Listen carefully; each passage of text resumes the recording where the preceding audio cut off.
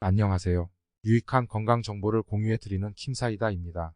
오늘은 많은 분에게 관심도 많고 많이 드시고 계시는 영양제에 대한 정보입니다. 흔히들 보약을 먹을 때 음식도 조심해서 먹게 되고 또 그렇게 얘기합니다. 그러면 몸에 좋은 영양제는 아무거나 먹어도 되는 걸까요? 과하게 먹는 것 외에도 주의해야 할 사항들이 있죠. 요즘 비타민이나 미네랄 제품 또는 다양한 영양제를 많이 드시고 계시는데요. 주의해야 할 사항들이 몇 가지 있습니다. 가장 흔하게 섭취하는 영양제가 바로 종합 비타민입니다. 어떤 분들은 종합 비타민 형태로 먹는 게 더 효과적이다 아니다.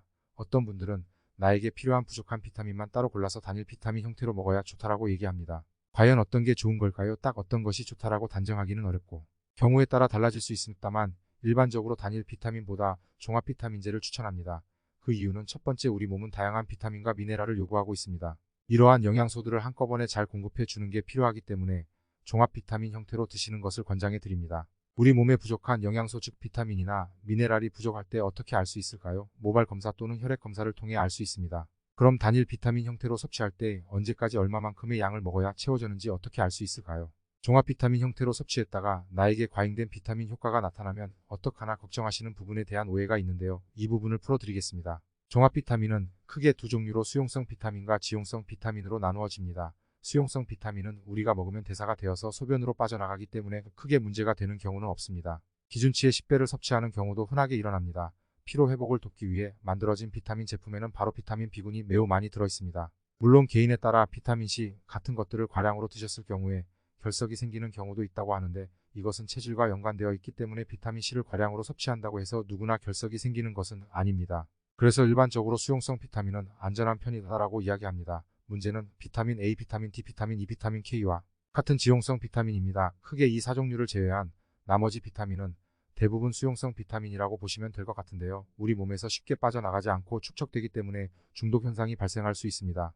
대표적으로 비타민 A가 몸속에 많이 축적되게 되면 간의 독성을 만들어내기도 하고 임신에 영향을 줄 수 있습니다. 또한 두통이 생긴다든지 어지럼증이 또는 속이 울렁거리는 증상들도 나타날 수 있기 때문에 주의가 필요한데요. 종합 비타민 안에는 비타민 A 성분이 기준치보다 오히려 적게 들어있는 경우가 대부분입니다. 이렇게 비타민 A가 과량으로 들어가서 문제가 되는 경우는 종합 비타민을 꾸준히 드시는 데다가 고함량 비타민 A 단일 제품을 많이 드셨을 때 중독 현상이 일어나는데요. 실제로 비타민제를 먹고 중독 현상이 일어나는 경우는 거의 없습니다. 그 이유는 우리가 실생활에서 비타민 A는 섭취가 어렵기 때문입니다. 그 함량 자체가 너무 작기 때문입니다. 비타민 D도 지용성 비타민이기도 하지만 한국 사람 중에 가장 부족한 비타민 중에 하나입니다. 그 정도로 비타민 D가 중독 현상을 일으키는 것은 현실적으로 어렵다는 얘기죠. 비타민 E도 마찬가지입니다. 비타민 E는 다른 말로 토코페롤이라고 부르는데요. 토코페롤은 우리 몸속에서 쉽게 대사가 되기 때문에 중독 현상이 잘 일어나지 않는다는 겁니다. 다음으로 오해가 많은 영양소가 바로 철분제와 칼슘제를 같이 먹으면 안 된다. 철분제하고 칼슘제는 서로의 흡수를 방해한다라고 알려져 있습니다. 일명 기량작용이라고 하는데요. 철분제와 칼슘제는 서로 시간 차이를 두고 따로 드시는 것들을 권장합니다. 예를 들면 아침에 칼슘제를 먹었다고 한다면 저녁에 철분제를 드신다든지 철분제는 공복에 드시는 것이 훨씬 더 흡수가 잘 되고 칼슘제는 식후에 드시는 게 흡수가 조금이라도 잘 된다는 사실입니다. 물론 철분제도 칼슘제도 미네랄이기 때문에 원래 흡수가 잘 안 되는 미네랄입니다. 이럴 때 비타민C와 함께 먹으면 둘 다 흡수를 높여준다는 사실은 알고 계셨나요? 철분제를 드실 때에는 비타민C랑 같이 드시는 게 훨씬 도움이 될 수가 있고 칼슘제를 드실 때도 비타민C와 같이 드시는 것들을 적극 권장해 드립니다. 그럼 종합 비타민 안에 보면 철분제도 들어있고 칼슘제도 같이 들어있는데 둘 다 흡수가 안 되는 거니까 먹을 필요가 없는 거 아닌가 생각하시는 분들이 의외로 많습니다. 서로 흡수를 방해하는 것이 사실이지만 우리 인체의 특성상 우리 몸에 부족한 것들을 선택적으로 더 많이 흡수하는 능력이 있다는 사실을 모르기 때문에 나오는 이야기입니다. 철분제와 칼슘제를 동시에 드신다고 하더라도 우리 몸에 필요한 양만큼은 흡수가 일어날 수 있다는 것이죠. 물론 가급적으로 시차를 두고 드시는 게 가장 효율적인 방법입니다만 같이 드신다고 해서 흡수가 전혀 안 일어나는 것이 아니기 때문에 안심하고 드셔도 됩니다.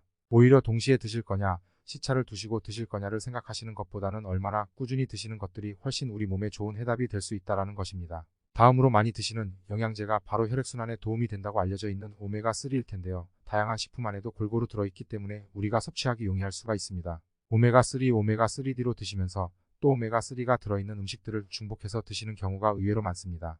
오메가3는 피를 묽게 만들어서 혈액순환이 잘 되게 유도하는 제품인데요. 오메가3 외에도 혈액을 묽게 해서 혈액순환에 도움을 주는 영양제들이 많이 있습니다. 비타민 E 토코페롤도 피를 묽게 해서 혈액순환이 잘 되게 하는 대표적인 영양제이고요. 스코알렌도 HDL 콜레스테롤을 많이 함유하고 있어 혈액순환을 도와주는 역할을 하는 영양제입니다. 최근에는 홈쇼핑을 통해서 많이 알려져 있는 폴리코사놀도 혈액순환이 잘 되게 해주는 원료로 알려져 있는데요. 이런 제품을 겹쳐서 드시는 경우도 굉장히 많이 있습니다. 이럴 때는 주의가 필요합니다. 왜냐하면 이러한 성분들은 대부분 피를 묽게 해서 혈액순환이 잘 되게 유도해내는데요. 피가 묽어졌을 때 출혈이 생기게 되면 지혈이 잘 되지 않는 문제가 생길 수 있습니다. 혹시 이러한 영양제들을 중복해서 드시지는 않는지 꼭 확인해 보시기 바랍니다. 이러한 제품들이 집에 여러 개 있다고 하신다면 동시에 드시기보다는 한 가지 제품을 한 단씩 돌아가면서 드시는 것을 권장해 드립니다. 기본적으로 나타날 수 있는 기능성은 혈액순환이 잘 되게 해주는 것들은 똑같기 때문인 것이고요.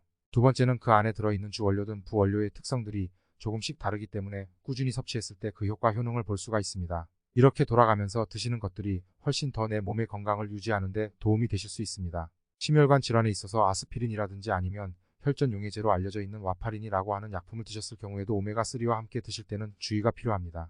이 세 가지가 전부 피를 묽게 만드는 역할을 하기 때문에 경우에 따라서는 세 가지를 동시에 드실 수도 있겠지만 정기적으로 혈액 검사를 통해서 이 세 가지의 것들의 양을 조절하시는 것이 중요합니다.